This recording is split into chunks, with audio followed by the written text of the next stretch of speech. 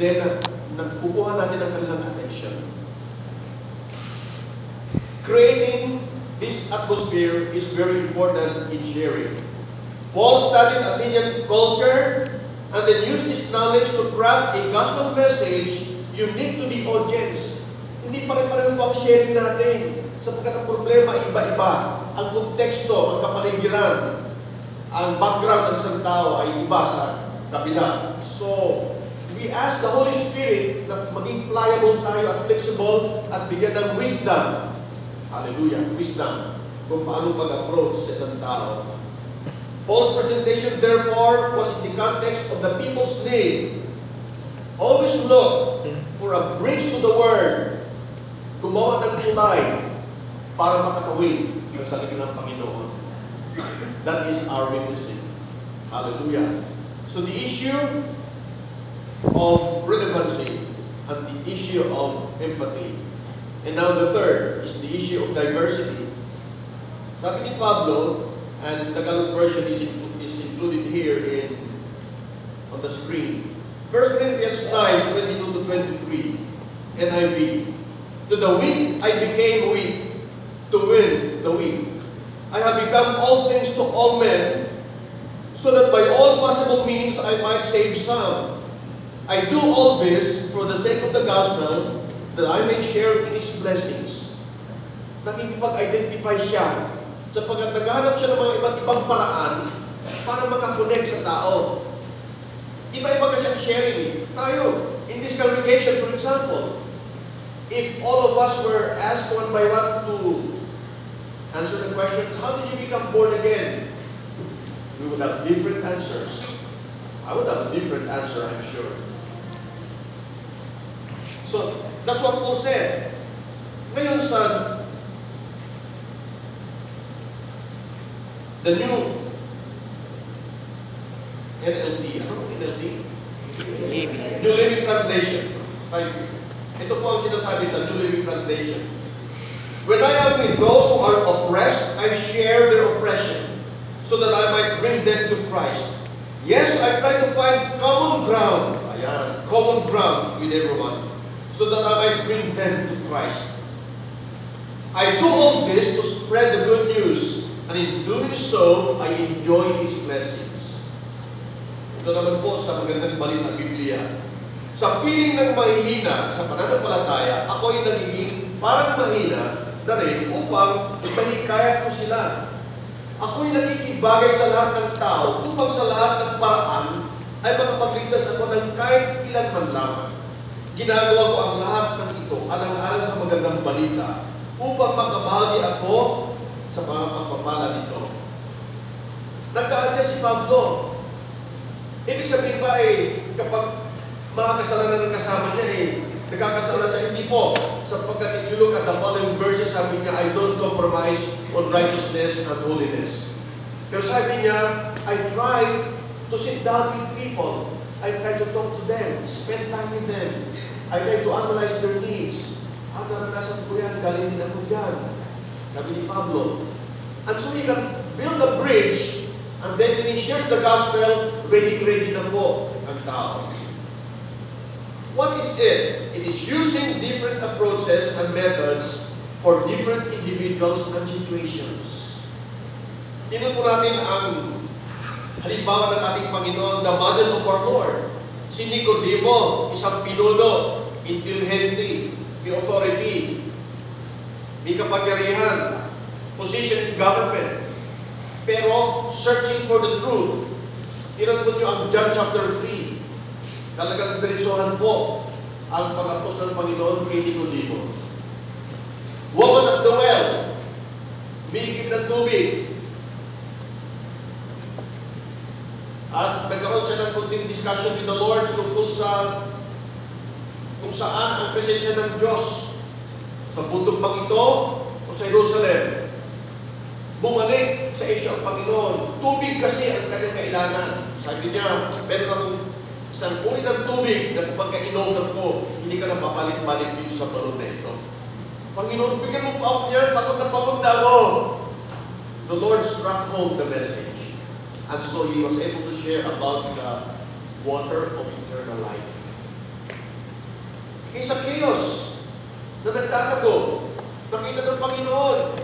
Why was he hiding up in the tree? Not only because of his height, he was an outcast in society. Sapagkat siya po ay tinatawag natin ostracized, yung pinipersecute ng mga kapwa-tao, kinapuputan sapagkat tax collector on behalf of the Roman government. Pero mayaman, talagang itong siguro natanggap. Alam ng Panginoon yan. Ano ang kanyang sinabi? Zacchaeus, bumaba ka dyan sapagkat kailangan ko kumain sa sambahayan mo. Of course, he was very honored because society rejected him and here is the Lord accepting him. Is the Lord compromising on holiness? No. Approach ito ng Panginoon para marating niya ang saloobin ni Zacchaeus. In fact, later on sa kwento, the Lord said, today, salvation has come to your house. At nagkaroon ng pagbabago sa Zacchaeus, probably returning the ill-gotten wealth that he got in the process. Yun po ang nangyari. Iba-ibang individuals, iba-ibang approach na ginawa ng Panginoon. I'd like to call certain individuals to give a short testimony dito sa plataforma. And I want you to listen to them kung paano sila narating ng magandang balita, kung sino ang ginamit ng Panginoon, at kung saan kapaligiran. Kasi iba-iba po sila. Yung isa ay medyo nililip nga yung una pero nagpakita ng kunyari, o sige, salamat, pero yun pala ilang taon na pinabayaan niya yung regalo. And then, during a time of need, naalala niya, teka, may daily bread na nagbigay sa akin, daily bread, mapasa na po ano yun.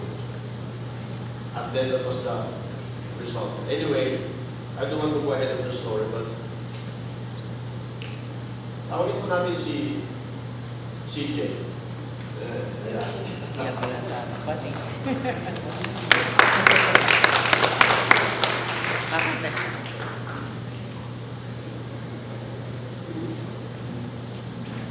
Our little drummer boy. Salamat. We really appreciate our instrumentalists. If you discern the beauty of our worship this morning, part of it is because of our bigay ang ating worship sa Panginoon, but also because in the background, the melodies of heaven are playing, di ba? Now inspired. So thank you for your ministry. Si Jay, tell us about kung paano ka nagkarinig ng good news. Actually, nasa school po ako nun. Parang kung kilala si Ate King Pineda, Pastor Pineda, nagkanda ko siya ng guitar lessons sa school namin sa Quirino High School po. So, at first, nung nakita ko siya ng gitara, sabi ko, sige, join ako mag-guitar kasi gusto ko matuto pa ng mas maraming techniques ko sa guitar. After mag-guitar, nagkulot ako, binabahan niya yung guitar, tapos tinangat niya yung Bible. Kasi pag-angat niya yung Bible, parang hindi na chords yung hawak niya. So parang yung at first ko, nag-melt po ako dun sa buwan ko, tapos tumakas ako kasi Bible ko pa. Nakikita ko lang po ng pare sa St. Joseph kasi nagpo ako ng church ko. Tapos after a week, sabi ko sige, try mo nakinig. Tapos nung nakinig ako, na-realize ko na yung question ko po sa yung nandun po ako sa Catholic na ano po niya, na sagot. Kasi iba po sabi, there is only one God. Tapos there is only one God, why Catholics pray for Saint Santo and some of the names po dito sa God.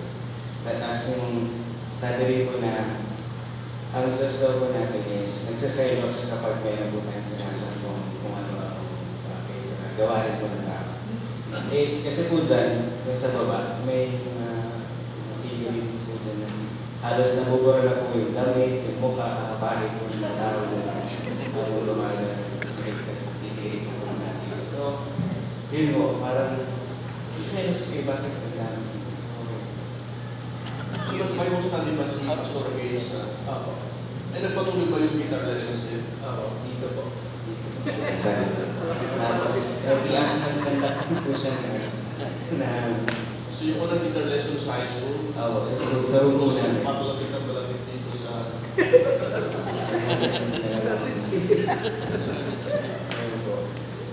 Pagdating po dyan, nagsabi niyo po siya ng, nag-offer na rin po siya sa amin ng libreng review kasi mag-exam po ako ng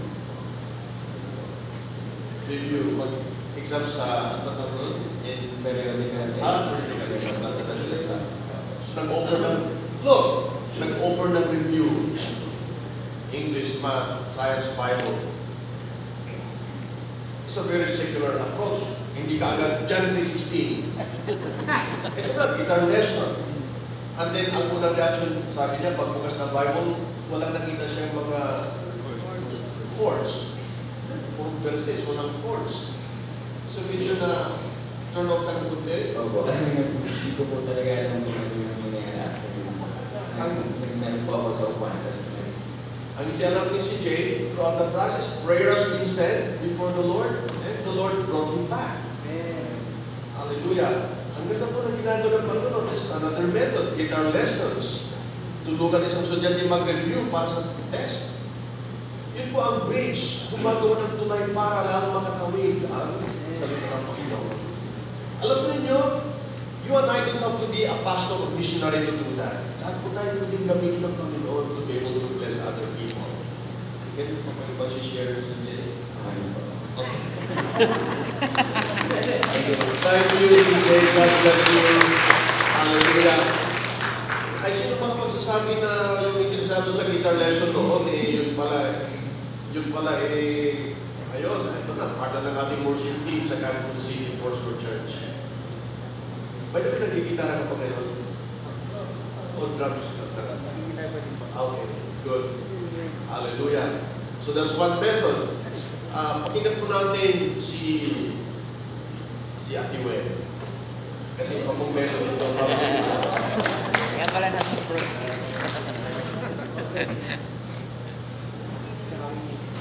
Asawa ka dyan.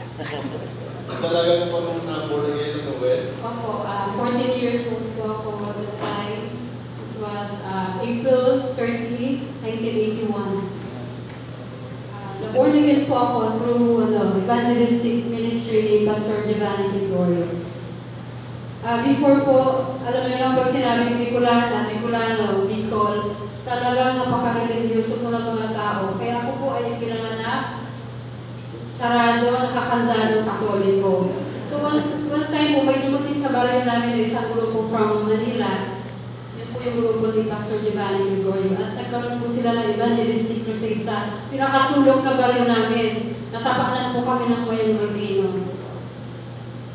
So that day, sabi ng mga pinsan ko, sige punta tayo, mag-attend tayo. Kasi may maraming silang mga instruments na dala. So nakaka-attract talaga sila ng attention ng mga tao. Lalo pa sa mga young people kasi wapo po yung mga pastor eh. Dalawang magkapatid na pastoralan ko. So pumunta po kami.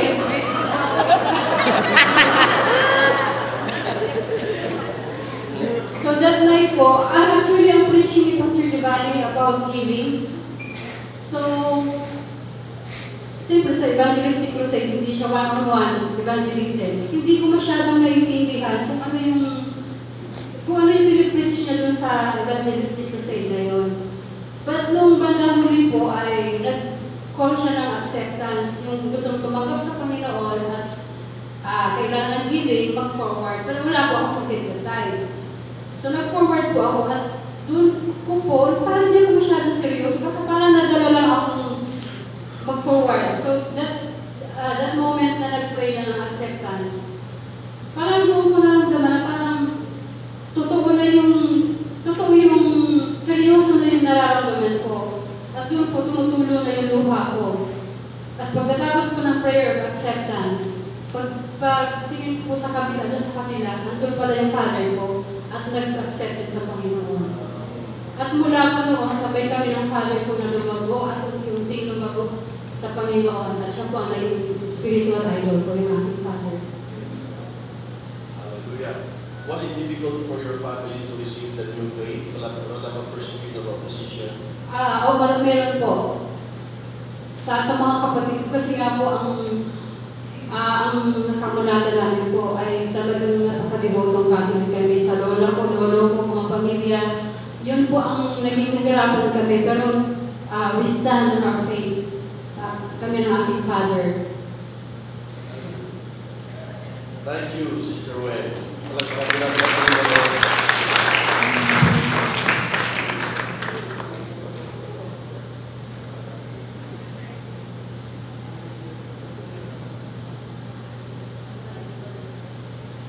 Praise God. So, ang malilipot Albay, I remember the name because right after that crusade, si Pastor Giovanni consulted me in the office magkakaroon siya ng testimony. They were apprehended by the mayor kasi nga Albay, solid, Bicol, especially Albay, solid Catholic. And the municipal council was scandalized. Pinatawag si Pastor Giovanni. Wala siyang maibigay ng credential of authority. Hinahanapan siya ng letter of authority. What's your letter for who authorized you to preach the gospel here? Hanggang God gave him wisdom. Sa kanyang Bible, meron nang insert na leaflet ni Billy Graham. May malaking pangalan ng Billy Graham all over the world. Pinakita niya, ito, kasama ko ito si Billy Graham. And the mayor said, okay, you can continue with your campaign. Hindi po gaano nauso na ngayon ang evangelistic campaign outdoors. Pero, it's still possible. Pero that's one way that God used very effectively in many ways, many places all over the world. Very effective. Mass evangelism, outdoor evangelism. Ano kaya sa loob ng sa pamilya, growing up in a family that's Christian, yung sinabi ko kanina, how does one get to know or yung self-realization na, wow, I need a Savior?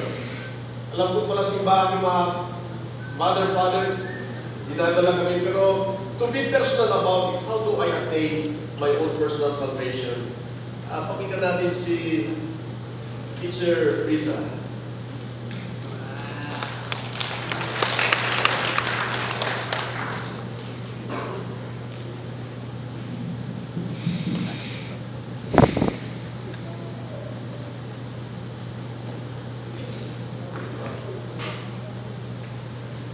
Good morning po. Everybody has a story to tell and I consider mine like a pencil. God knows what's inside my heart. My mother, who first became a Christian in the family, joined us in the church when I and my kuya were younger. Until it was May 2000 when I surrendered my life to Christ and accepted Him as my Savior and Lord. The youth pastor of the camp asked, handa na ba kayong pabasag sa Panginoon? Yun yung natandaan mo nung panahon na yun. And that was a turning point. I realized that day I am totally damaged. And that brokenness led me to the wholeness of Christ. Though everything I do will always leave a mark, maybe some are good and some are not so good, the blood of Jesus outweighs them all. He's more than enough for me. As Psalm 84:10 declares, for a day in your courts is better than 1,000 elsewhere. I have found my church family and I volunteered as a Sunday school teacher. And I enjoyed serving young children. Kids are always close to my heart. Yun po talaga yung gift po na binigay ng Lord sa akin. It is my desire to share to them my smile, hope, and dream. That they will later realize they have this God-given uniqueness and talent, and they will be. And this is for God's glory. I also recognize that there will be more sharpening in my life. It may be in the form of frustrations, trials, and setbacks.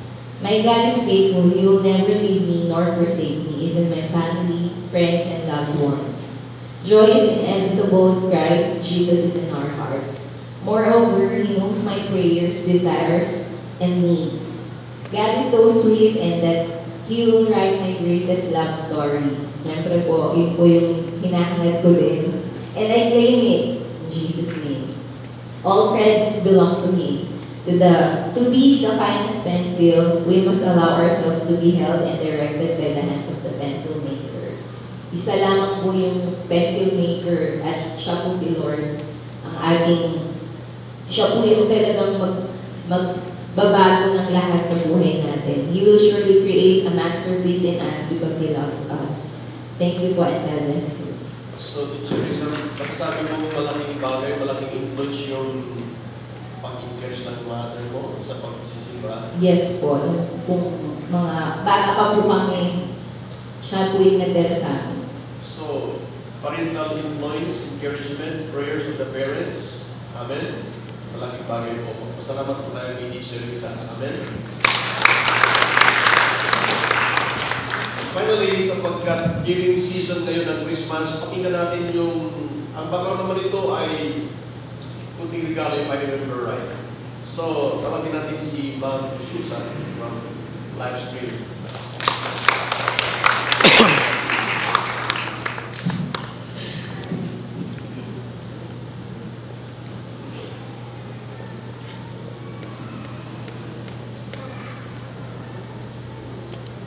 Dating bank manager, kinalan ko ng background kung paano siya naka-redeem ng gospel.